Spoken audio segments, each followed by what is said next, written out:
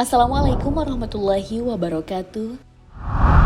Sahabat beriman, salah satu hal yang menandakan jika hati seorang muslim itu lembut apabila ia menangis saat membaca atau mendengar ayat suci Al-Quran. Rasulullah sendiri sangat tak bisa membendung air matanya ketika khusyuk mendengar ayat-ayat tentang azab Allah Subhanahu wa Ta'ala, baik di luar sholat maupun dalam sholatnya. Akan tetapi, tahukah kalian, menangis dalam sholat tidak terus-menerus dibolehkan? Sebab ada pendapat ulama yang mengatakan, jika menangis dalam sholat merupakan salah satu dari godaan setan. Lantas bagaimana cara mengetahui tangisan kita hasil dari tipu daya setan?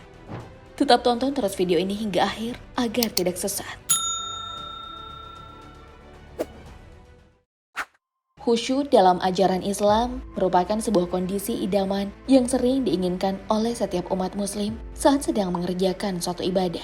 Bagaimana tidak, kondisi tersebut adalah kondisi yang dapat melunakkan hati, menenangkan pikiran, dan mampu menjadikan diri kita merasakan nikmatnya beribadah.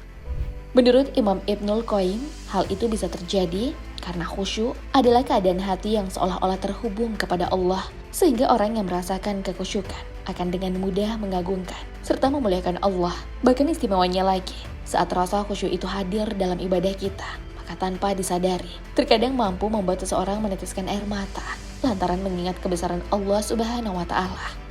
Berbicara tentang tangisan, memang tak bisa dipungkiri jika aktivitas yang berhubungan dengan perasaan itu masih kerap diidentikan dengan suatu kelemahan. Akan tetapi, percaya atau tidak, di salah satu hadis Rasulullah SAW, beliau tak segan-segan memerintahkan umatnya untuk menangis. Hal tersebut, sebagaimana bunyi sabda beliau berikut.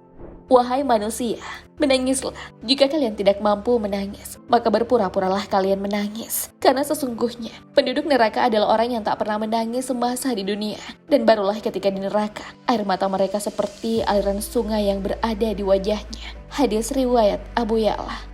Sayangnya, di zaman yang serba modern seperti sekarang ini, banyak manusia yang air matanya hanya ditujukan kepada hal yang bersifat duniawi. Lebih parahnya lagi, ada sebagian manusia yang menangis sejadi-jadinya pada perkara-perkara maksiat. Padahal, sepanjang masa kenabian, Rasulullah SAW telah mengajarkan bagaimana air mata yang kita keluarkan tidak hanya terbuang untuk hal sia-sia, namun bisa menjadi pahala atau mendatangkan kasih sayang Allah Subhanahu wa Ta'ala. Pertama, Rasulullah SAW tak akan menangisi hal-hal remeh kecuali berkaitan dengan ampunan dari Allah Subhanahu wa Ta'ala. Kondisi tersebut pernah dialami beliau ketika sedang mengerjakan sholat malam. Pada saat itu, Bilal bin Rabah tersengaja melihat janggut Rasulullah basah karena air mata. Kemudian Bilal bertanya, "Ya Rasulullah, mengapa engkau menangis tatkala mengingat dosa? Bukankah Allah Subhanahu wa Ta'ala telah mengampuni segala apa yang telah engkau lakukan dan apa yang akan engkau lakukan?" Rasulullah lantas menjawab, "Wahai Bilal, bukankah diriku juga seorang hamba yang harus bersyukur? Sungguh, air mataku ini tak bisa kubendung, sebab sebuah ayat telah turun kepadaku malam ini, dan celakalah bagi orang-orang yang tak memikirkan dosa-dosanya." Selain menangis, mengingat besarnya ampunan Allah, Rasulullah SAW juga tak bisa menahan air matanya jatuh tatkala mendengar keluarga atau sahabat yang beliau cintai meninggal dunia. Namun tangisan itu tentu berbeda dengan kebanyakan manusia sekarang ini yang mengeluarkan ekspresi berlebihan di saat seorang kerabatnya berpulang ke rahmatullah. Pasalnya, ketika beliau menangis karena berita duka, maka Rasulullah akan menyertai tangisan itu dengan ikhlas dan sabar. Dalam buku sahabat-sahabat cilik Rasulullah dituliskan, jika peristiwa seperti itu terjadi ketika Ibrahim, salah satu anak Rasulullah wafat, air mata beliau mengalir deras membasahi wajahnya. Abdurrahman bin Auf yang melihat kejadian itu lalu bertanya, "Engkau menangis ya Rasulullah?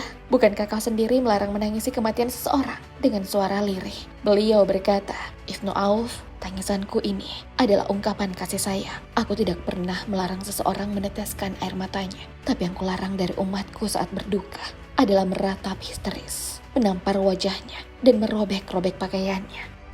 Dari dua penyebab Rasulullah meneteskan air mata, memang kita tak bisa menyangkal jika tangisan Rasulullah tak bisa dipisahkan dari kelembutan hati yang beliau miliki. Saking lembutnya hati Rasulullah, sampai-sampai dalam sholatnya pun pipi, jenggot, serta wajah beliau kerap kali dibuat basah akibat air mata. Menariknya, sekalipun menangis dalam sholat pernah dialami utusan Allah, tetapi bagi umat Rasulullah, menangis saat sholat tidak selamanya bisa dibenarkan. Sebab kalian mungkin tak akan menyangka jika salah satu jenis godaan setan ketika manusia melaksanakan sholat adalah membuat seseorang menangis. Kondisi tersebut disampaikan oleh Ustadz Adi Hidayat di salah satu sesi ceramahnya, di mana sang Ustadz menjelaskan, seorang muslim harus tahu cara membedakan mana tangisan dalam sholat yang disebabkan karena mendengar lantunan ayat suci Al-Quran, dan mana tangisan yang disebabkan oleh godaan setan. Karena itu, jika dalam sholat, tangisan membuat lebih khusyuk, lebih ingat kepada Allah, dan mengakui dosa-dosa, maka bisa dipastikan jatuhnya air mata kita adalah bagian dari hidayah Allah. Akan tetapi, apabila tangisan kita membuat sholat tidak khusyuk, mengganggu fokus, serta memikirkan duniawi, sudah tentu perasaan sedih itu tak lain dan tak bukan hanyalah godaan setan, dan bisa jadi dapat mengurangi pahala bahkan membatalkan ibadah sholat itu sendiri.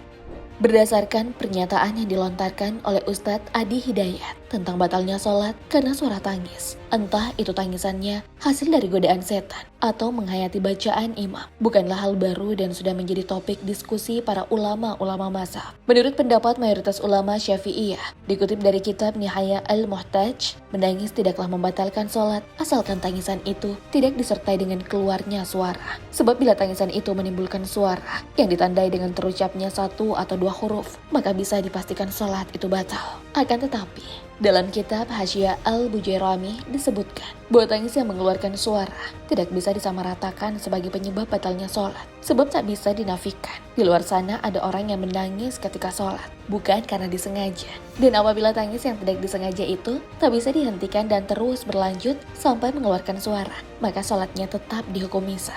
Hal tersebut dipertegas dengan pendapat Imam Muqatil yang mengatakan tangisan dalam sholat itu tidak membatalkan sholat sekalipun menimbulkan suara, karena suara tangisan tidak termasuk dalam jenis pembicaraan. Sebenarnya, terlepas dari batal atau tidaknya sholat ketika menangis, seorang muslim penting untuk mengetahui kapan tangisan itu membatalkan dan kapan pula tangisan itu tidak merusak ibadah sholat kita. Dalam kitab Fatawa Nur ala Adar dijelaskan, tidaklah membatalkan sholat apabila tangisan itu hadir karena perasaan takut kepada Allah, mengingat perkara akhirat, serta merenungi ayat yang dibaca seperti ayat tentang ancaman atau azab Allah. Namun sholat itu bisa batal jika tangisan itu disebabkan karena musibah yang sedang menimpa atau semacamnya. Alasannya, sebab tangisan seperti itu berkaitan dengan perkara-perkara duniawi. Beberapa pendapat terkait hukum menangis saat sholat yang telah kalian simak merupakan kesepakatan para ulama yang semuanya tidak bisa diragukan kebenarannya. Adapun pendapat tentang tangisan dalam sholat bisa dianggap salah satu godaan setan, disebabkan karena seluruh manusia akan terus-menerus menjadi musuh setan. Dan tentu saja, setan akan memanfaatkan segala cara agar seorang hamba dapat terjerumus ke dalam api neraka. Sekalipun itu membuat manusia menangis ketika melaksanakan sholat. Sahabat beriman, selama mengerjakan sholat, apa penyebab yang pernah membuat kalian menangis? Karena dunia kah? Atau karena mendengar bacaan imam? Wallahu a'lam bishawab. Assalamualaikum warahmatullahi wabarakatuh.